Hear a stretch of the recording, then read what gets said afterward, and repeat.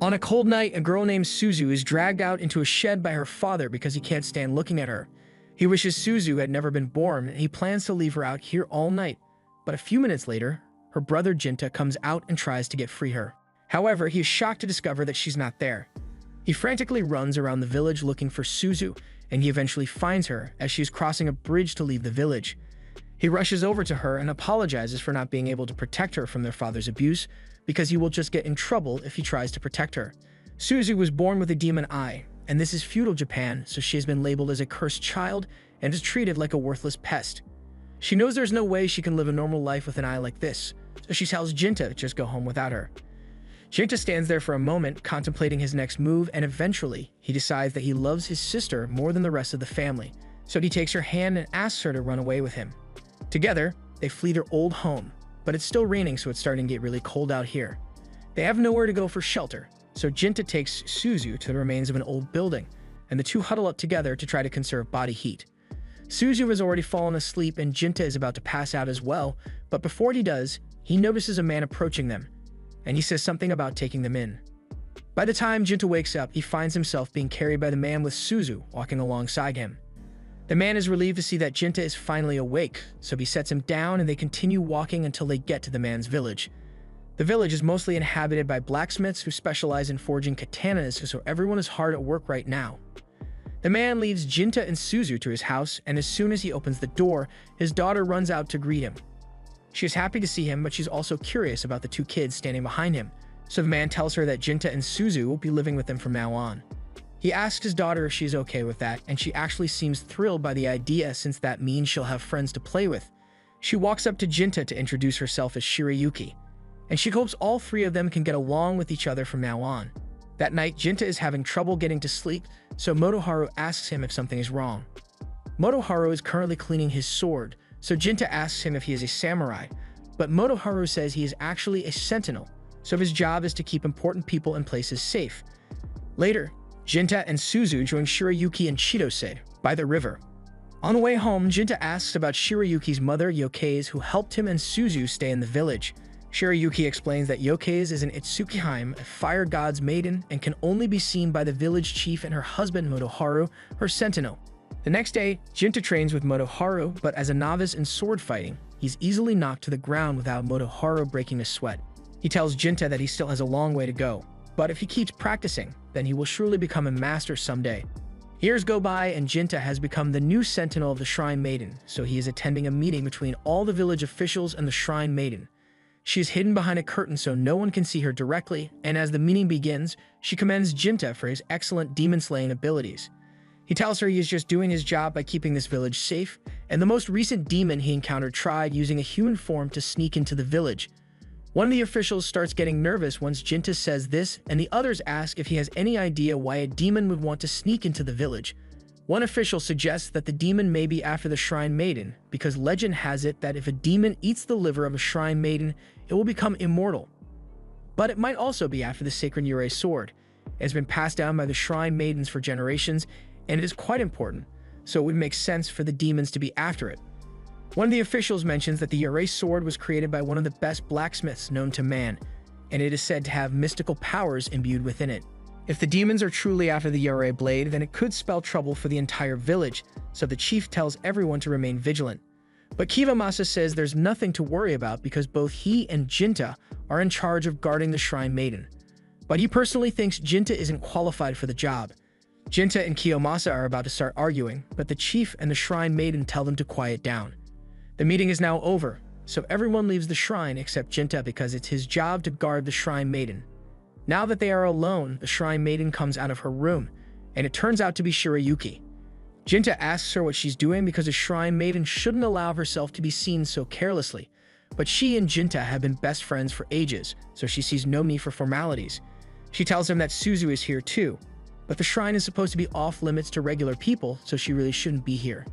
Suzu doesn't look like she's grown up at all in the past few years, and when Jinta and Shirayuki wake her up, she is elated to see her big brother again. Jinta has been so busy with demon slaying that she barely ever gets to see him, but while he is happy to see her too, he scolds Suzu for coming here since the shrine is off limits. She doesn't understand why she can't visit Shirayuki, But Jinta gets to see her whenever he wants, but rules are rules, so Jinta tells her to go back to their house. After Suzu leaves, the chief soon returns to the shrine, and he has something important he has to discuss with Shirayuki, so he asks Jinta to give them some privacy. Jinta initially refuses because it is his duty as Shirayuki's sentinel to be by her side at all times, but Shirayuki tells him he can take the day off. So Jinta eventually relents and heads home for the day. Meanwhile, outside the village, two demons have set their sights on Suzu because of her demon eye. That evening, Shirayuki sneaks out of the shrine and meets up with Jinta because she has something important she wants to tell him. When the chief came to speak with her earlier, he told her that she should focus on producing an heir to replace her in case she ends up being killed by the demons. It sounds morbid, but the chief is right, so Shirayuki needs to get married soon, and it was decided that she will marry Kiyomasa, mostly because he is the son of the chief and will eventually become the new chief of the village.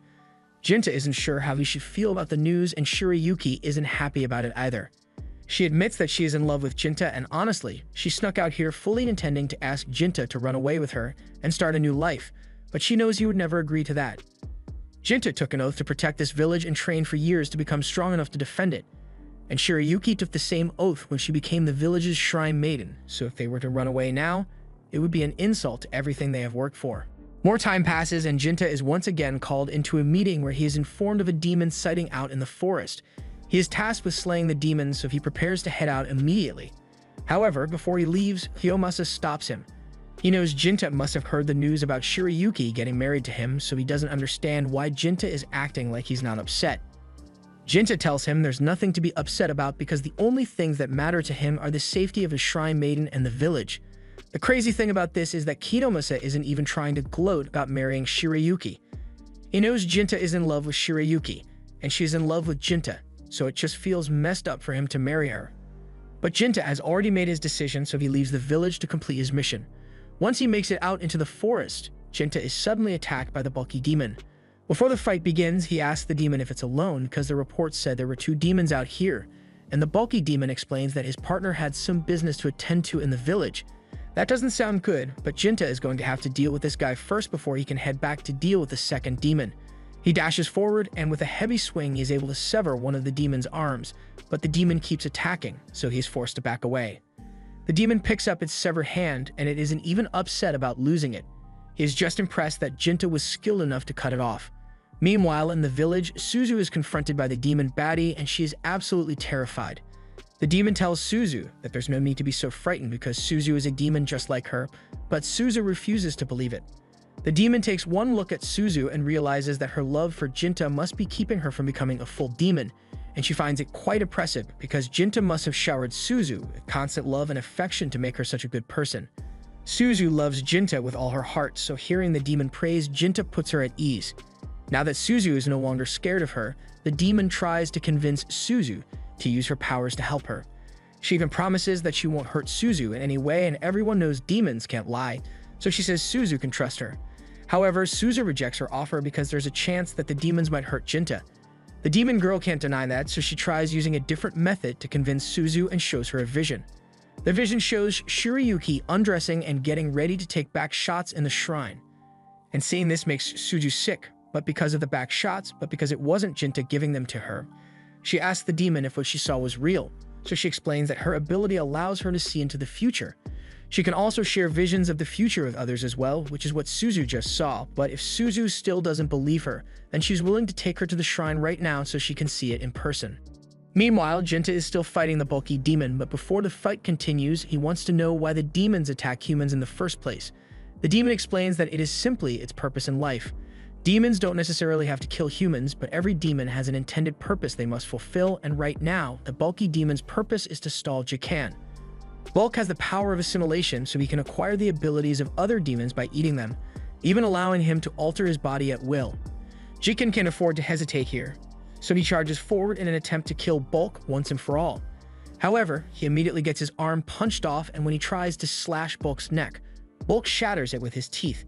By all accounts, Jikan should be a dead man, but at the last second, he reaches back and grabs a piece of his shattered sword. He then plunges the fragment deep into Bulk's heart before Bulk could retaliate, so Jikan emerges victorious. Bulk accepts his defeat, and he is actually quite happy because this means he has fulfilled his purpose. He explains that the other demon he came with has the power of foresight, and she has used it to look far into the future, 170 years to be exact.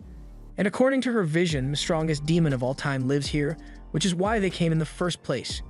As soon as Bulk mentions a demon living in the village, Jiken realizes he must be talking about Suzu, but before he can react, Bulk says he's going to give Jiken a gift to congratulate him on his victory. A second later, Bulk's severed arm grabs Jiken's head and begins squeezing him until he passes out. Meanwhile, over in the shrine, Kiyomasa is on top of Shirayuki. All he needs to do is make a child with her, so he is hoping to get it over with once and for all. And since Jiken is away on a mission, this is the perfect time. Otherwise, Jiken would have to sit outside and listen to the sound of Shirayuki getting pile-drive, and Kiyomasa feels bad enough about this already.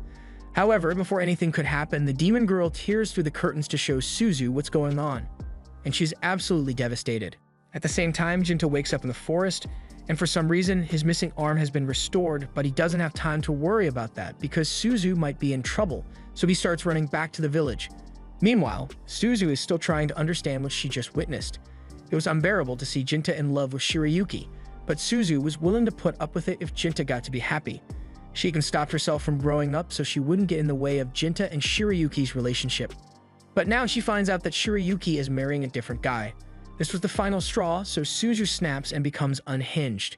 She was so frustrated that Shirayuki would betray Jiken's love, and after a few suggestive words from the demon girl, Suzu decides to kill her. Her demon power suddenly awakens, and the whole room is filled with black smoke as Suzu takes an adult form. Kiyomasa takes the legendary sword and tries to attack Suzu, but the demon girl knocks him out before he could do anything. She then takes Kiyomasa's body outside because she has something she wants to do, leaving Shirayuki alone with Suzu. Jinta soon arrives at the shrine and Shirayuki is still alive, so she runs into his arms, but a second later, her head is cut off by Suzu. Jinta is frozen in shock by what just happened, and a moment later, Suzu appears behind him holding Shirayuki's head. Jinta asks Suzu why she would do such a thing, so Suzu starts explaining the whole thing about Shirayuki marrying another man, but he already knew about it, and even if he didn't, it doesn't give her the right to kill Shirayuki. Jinta realizes that the Suzu he cared for is long gone, and with Shirayuki dead, he has nothing left except hatred. The demon arm begins to integrate with the rest of his body, transforming Jinta, and now he is looking at Suzu with pure disdain. She doesn't understand why he looks like he hates her so much when all she was trying to do is make him happy. She takes this to mean that Jinta is going to abandon her just like everyone else, so she decides to just kill him. However, as she stabs Jinta in the stomach, she realizes it did almost no damage, and Jinta proceeds to punch a hole straight through her body. Suzu manages to survive the punch, so Jinta tries to finish her off, but at the last second, the demon girl jumps in and sacrifices herself to save Suzu. She tells Suzu to get out of here while she has the chance, so she starts walking away, but before she leaves, Suzu tells Jinta that she has nothing left in this world, so no matter how many years it takes, she's going to make sure she destroys everything. And on the final day, she will be back to kill him for betraying her.